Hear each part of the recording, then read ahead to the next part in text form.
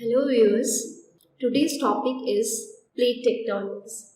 The theory of plate tectonics states that the Earth's outermost layer is fragmented into a dozen of large and small plates that are slowly moving relative to each other. The continents have not always been arranged like they are today. According to the hypothesis of the Alfred Wegener, which was proposed in the 1912, some 225 million years ago, all the earth was together and it was called as a supercontinent or the Pangea. That means all the earth. But it began breaking in the geological past. Some 200 million years back, the supercontinent Pangea break down into the two large parts. The one was the Laurasia and another was the Gondwana. The Laurasia land, it contains the northern part of the land that consists of today's North America, Europe, Asia, while the Gondwana land, it consists of today's South America, Antarctica, Africa, India, and Australia. To understand plate, it is necessary to understand the internal structure of the Earth. Earth is not a homogeneous mass, but it is layered structures. Mainly, it is divided into the three layers. One is crust, another mantle, and the core. Crust is the outermost and the thinnest layer of the Earth. It is relatively cool and consists of hard rock. There is two types of crust. One is continental crust and the oceanic crust. The continental crust, which is under the land and under the huge mountains, this is thick, less dense than the oceanic crust and mostly old. And the thickness of this crust is around 32 km under the continents, and this depth may go up to the 70 km under the mountain. It mainly consists of the granite. That means the chemical composition is like the composition of the granites. The oceanic crust, that is the thin, dense, sink under the continental crust, and it is believed that it is relatively younger than the continental crust. It is about some 3 to 5 kilometers or to 8 kilometers thick under the ocean. The average composition of the oceanic crust is basalt. The second layer of the earth, that is mantle. Again, this mantle can be divided into the upper mantle and the lower mantle. The thickness of the lower mantle varies between 35 km to 2900 km.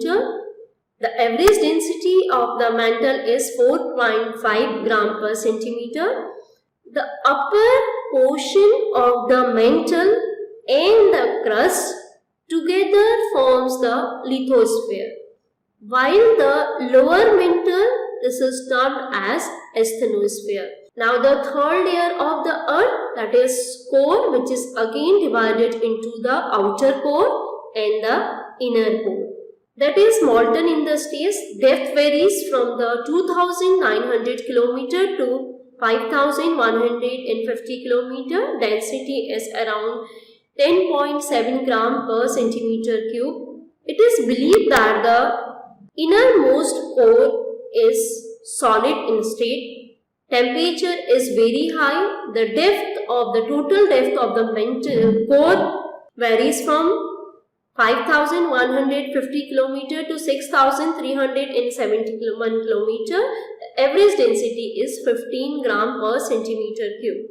Now, as we discussed earlier, the upper portion of the mantle, which extends from crust to the mantle boundary down to a depth of some 350 km, has two zones. The lower portion of the upper mantle is called as the asthenosphere.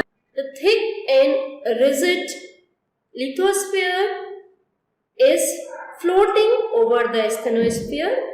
To understand theory of plate tectonic, it is very important to understand the lithosphere and the asthenosphere. Lithosphere can be as thin as 10 km where two plates are separating, and it can be as thick as more than 100 km under the mountains. The thick and rigid lithosphere is floating over the asthenosphere, which extends up to 350 km to 400 km under the earth. The boundary between this depth, at the boundary between asthenosphere and the lithosphere, there will be the gradual increase in the temperature. At asthenosphere, at the depth of approximately 100 kilometers, rocks are at their molten form or they are very near to their melting point. This asthenosphere-lithosphere boundary is responsible for all the type of volcanic activity or for the earthquake or whatever the changes we are seeing at the earth's surface due to the internal forces. Because of the convection cells, asthenosphere is moving slowly. Because of the movement of the asthenosphere, the lithosphere, which is riding over the asthenosphere, is also moving. Now, it is believed that the earth is not in the static form, it is continuously moving. The continents have not always been arranged like they are today. The earth crust is divided into the segments, which is called as plate. The theory of plate tectonics states that the earth's outermost layer is fragmented into the dozen of large and small plates that are moving relative to one another on the top of the mobile asthenosphere. Asthenosphere means less strength zone. It is believed that the asthenosphere is moving over which the lithosphere is floating. If we consider a plate which is the part of the crust and the upper mantle, which is approximately 100 km thick, this is called as plate. Plate is a large mobile slab of rocks which is bounded by the weak planes or the surface. Now question arises why these plates are moving. It is believed that the generation of convection cells within the mantle is responsible for the movement of these plates. Because of the huge temperature difference between the outer core and mantle, it's responsible for the generation of these convection cells. From the base of the mantle, the hot molten material, which is termed as the magma, rising up, and the cool magma is sinking down. This process is very continuous, which is responsible for the all type of plate movement in the earth's surface. Here we can see hot material is rising up and cool magma is sinking down. Now by this process, three types of plate movement is possible. That the type of plate movement is depend upon the plate boundaries. Plate boundary refers to the border between the two adjacent lithospheric plates. Usually they are classified by their relative movement. It may be converging type, it may be diverging, or it may be the transform boundary.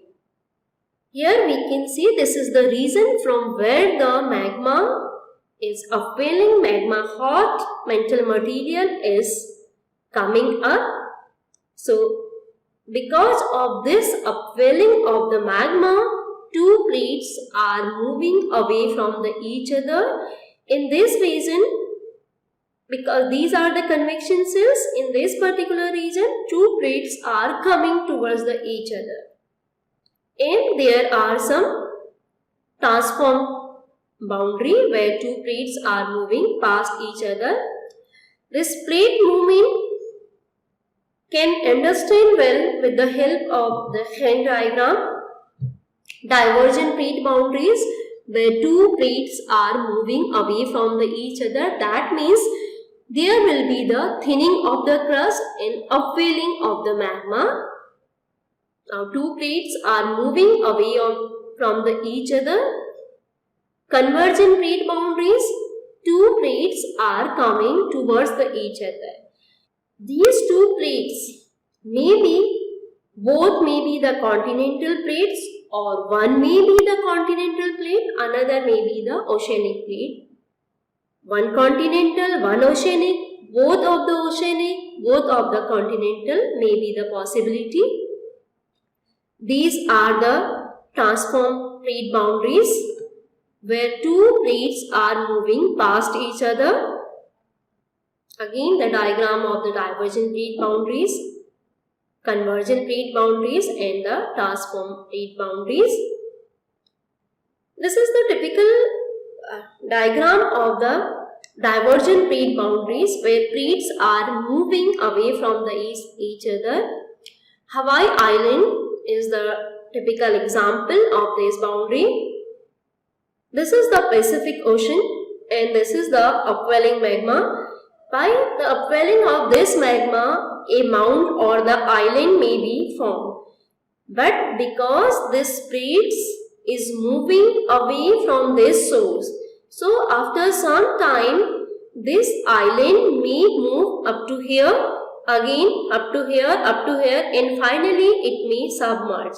If we will see the aerial view or the satellite view of the Pacific Ocean, we can find out so many small islands over here.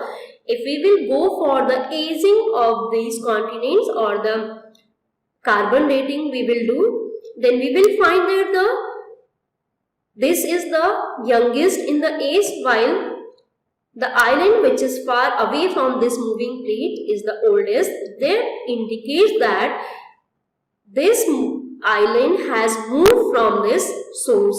Now after some time, this Hawaii Island will again move and this place will be occupied by some new island which will be formed by the continuous upwelling of the magma. Now example of the convergent plate boundary. The excellent example of the convergent plate boundary is the collision of the Indian and Eurasian plates. The feature associated with the convergent plate boundary is the compression. And as we know, when we have the compression, we will get the reverse fold and there may be the creation of the subduction zone. Now, which plate will subduct under the another? It will depend upon the density of the plate. Suppose we are having one continental plate and one oceanic plate. Because oceanic plate is heavier, so it will subduct under the continental plate. And the mountain building is the best example of the convergent boundary. Entire Himalayan range is the product of the convergent plate boundary. Here we can see the convergent plate boundary. So entire this zone extending from the Jammu Kashmir up to the Arunachal Pradesh, this entire zone is known as the convergent zone or the suture zone, where two plates are colliding with each other. Because both of these are the continental plate, so they may change into the mountain. If it would be one oceanic and one continental plate, then there may be the possibility of creation of the subduction zone. Now the divergent plate boundary. Divergent plate boundaries are associated with the following. Tension or the extension means where the two plates are pulling apart from each other. So as we know, when we have the extension type of environment, we will get the normal fault and the rifting. And if rifting is there, that means the crustal thinning will be there, and these will be the site for the upwelling of the magma. The typical example is that this is the Red Sea, Arabian plate and African plates are moving away from each other, and there is the creation of the Red Sea. So it is believed that after some time, some geological time, there will be the widening of this sea, and possibly this entire zone will rupture, and then there will be the extension of the sea. We have example here, North American plate and Eurasian plates are moving away from each other, and we may get the creation of this large sea. The third type of boundaries are the transform boundaries. These are associated with the horizontal grinding motion, strike slip faulting, and lateral offsetting of the rock unit. We can see here the lateral offsetting of the rock unit, and this type of plate boundaries are of very large scale, and typical type of fault which will develop in this environment is transform faults. Now the faults in the plate boundary, as we have already discussed, if we have the extension type of or the tension type of environment, we will get the normal fault, and the plate boundary will be, that is the divergent plate boundary. If we have the compression type of environment, we will get reverse fault, and we will get the convergent plate boundary, like the example is the Himalaya. If we have the shear type of movement, then we will get the slip fault or the strike slip fault. Thank you.